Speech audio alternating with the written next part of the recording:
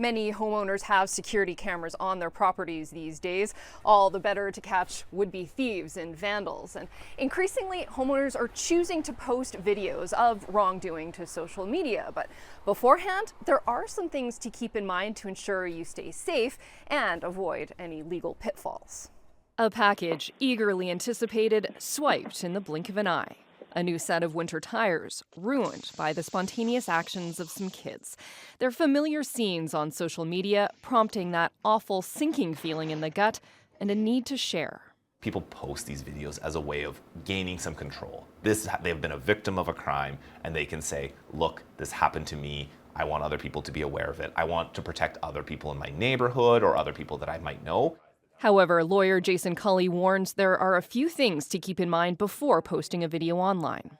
Certainly, when you're posting those videos, you are putting other people's personal information out into the public sphere. You're also potentially revealing public information about yourself. I think that's something that people don't really think about when they're posting the videos. You can sometimes see location detail, you can see addresses, you can see what security features you have around the house.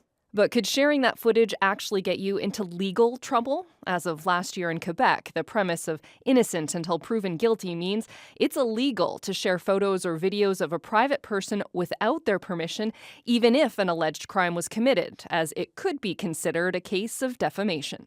We do have privacy legislation here in Alberta, but it really only applies to organizations involved in commercial businesses. So that type of posting wouldn't expose anyone putting that video online to any exposure. If we think of defamation, somebody's going to have to make that claim. Somebody who's a porch pirate, they're likely not going to commence a claim for defamation because they will have to acknowledge, I engaged in that activity. So they're probably not going to go down that road. But a defense to defamation is truth. So if you can show that it is the individual who is involved in the theft, that would be a defense to any sort of defamation claim. He says the big concern when it comes to potential legal trouble is making sure those appearing in the online videos aren't underage.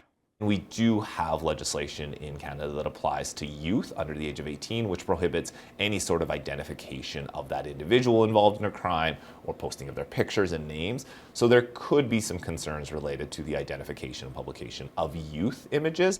When it comes to the growing issue of stolen packages in particular, a FedEx survey released over the holidays found 1 in 10 Canadians has fallen victim in the last year. According to Edmonton police, the colder months often see the highest number of reports of parcel thefts. Recent statistics show an increase in package thefts of nearly 50% last year from fall of 2023. And increasingly, investigators say they're seeing more cases of suspects following delivery trucks and then scooping up packages right after delivery. So, what do you do if you find yourself a victim? Stolen parcels worth $5,000 or less can be reported to police online. That allows the force to track these crimes and better plan resources to combat them. However, if you have video of the theft, you'll need to call police or go to a detachment in person. And when it comes to that video evidence, EPS would prefer it not be posted to social media to avoid negatively impacting an investigation.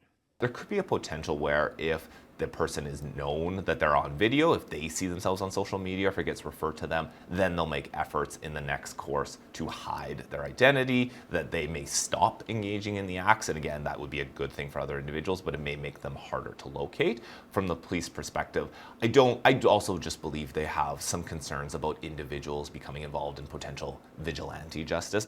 Now, there are things you can do to ensure your deliveries are safer. Of course, having a security camera is a big one. Arranging for your deliveries to be dropped off when you plan to be at home or having them dropped off at work is also an option. And while it is a little bit more expensive, having a parcel box like this that is lockable and can be secured to your porch is also quite effective. As for Amazon deliveries, they can be sent to one of the company's secure pickup locations around the city. With global online shopping expected to rise by 7% over the next 3 years, parcel deliveries will only increase, driving the need for more measures to keep property safe and would-be thieves accountable. Alicia Asquith, CBC News, Edmonton.